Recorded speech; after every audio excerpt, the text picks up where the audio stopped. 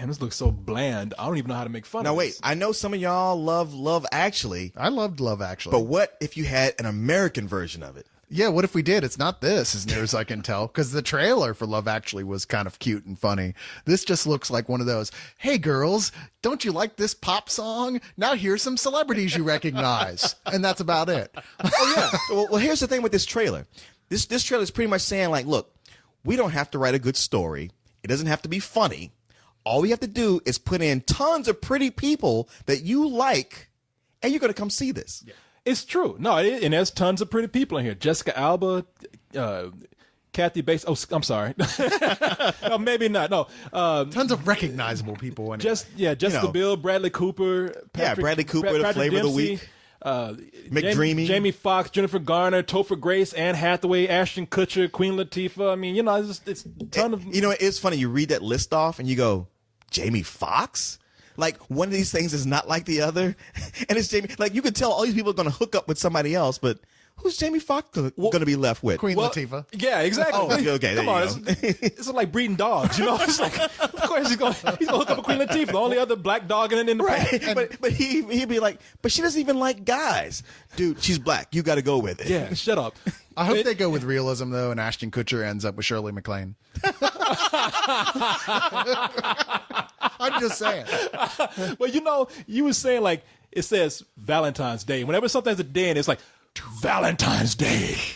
And I'm sure if Jamie Foxx hooks up with Jessica Biel in this, it will be a horror movie to some people in the South. Yeah. Well, she's probably the only girl in here with an ass. Yo, yeah. And black men love that ass. Jennifer We do with that. Garner's kind of got a nice ass. Just saying. I mean, I like, you know what? I like so many things on Jennifer Garner. I never stopped to notice if she had a nice ass. Hey, Kathy Bates got a lot of ass. I was going to say, her and Queen Latifah, the two of them. If anybody's going to hook up, it's going to be Jamie Foxx and Kathy Bates. Damn, girl, you got a lot of ass on you. That would be the Corey Coleman story. Yeah, she's got me tied up on her bed, about to hit my feet. Do it again. But now, Gary Marshall is the one that's directing this. And Gary Marshall, I like The Princess Diaries, but a lot of his movies, look, like Pretty Woman. I still do not understand Pretty Woman to this day, the appeal of that movie. Yeah, I mean, you know what? It's kind of a well-made movie that's really fucked up. When you take any moment to examine that movie, it's fucked up. But it's made in a way that's very likable and very, you get into it. I can watch it and understand why people like it. But still, when you step away from it, you go, hey, girls, let's become a hooker, because then maybe some rich, handsome billionaire with a Jag will come driving over and take you shopping on Rodeo Drive. And that's what life's all about anyway, isn't it? Sucking and shopping. Yeah. That's the moral of Pretty Woman. And the idea that hookers out on Hollywood Boulevard look like Julia Roberts. Yeah, which, you'd be lucky to find one with a full set of teeth. Yeah, no, you have to go. Or that's actually a woman. You have to actually go through the people you call to meet you somewhere to get ones that look that much. And trust me, if you're listening to this podcast right now, you can't afford it. Exactly.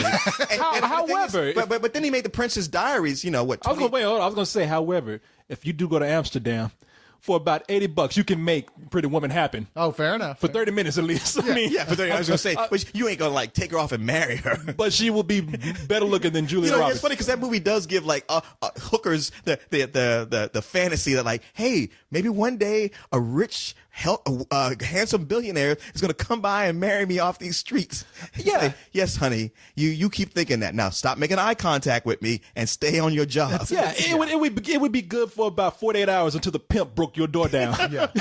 With my fucking property. Please don't look in my eyes while you're down there. It reminds me you have a soul and it's grossing me out. So then, 15, 20 years later, he remakes the same movie, except for teenagers, with The Princess Diaries, which is pretty much the same thing. Is it? I never saw it. So. Oh, yeah. The Princess Diaries. Yeah, it's that whole, I get to be a rich princess. But you watch it, and it's like, wow, it's hitting a lot of these same beats. Did she have to have sex with Julie Andrews?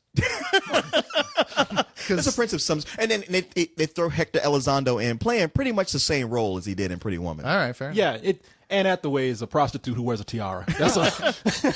I'm a princess, I really am. She's in an alley all cool. Somewhere she's on heroin. The real story sitting there. I'm a princess. I'm a princess.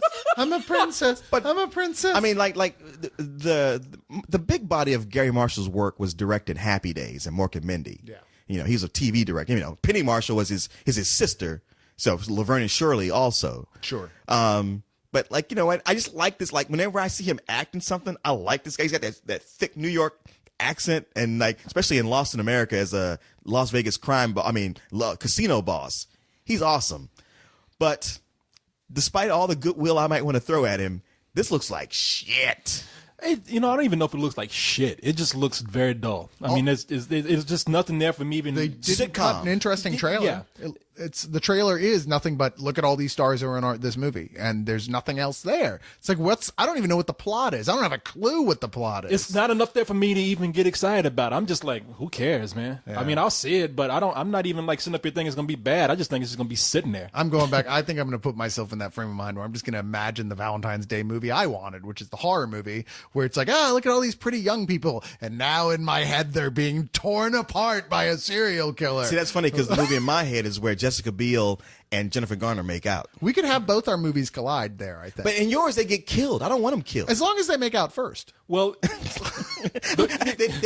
I don't want them killed until I approach them and they blow me off. Oh, okay. Then Jason is welcome to come in and just take care of shit. the movie in my head is a serial killer standing there with an axe in his hand over all the dead, severed bodies, blood everywhere, and he takes the bag off his head and is Ashton Kutcher. You've all been punked, everybody! Isn't that funny? Isn't it funny? You weren't expecting this, were you? I'm awesome.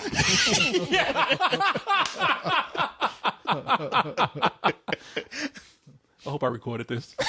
Okay.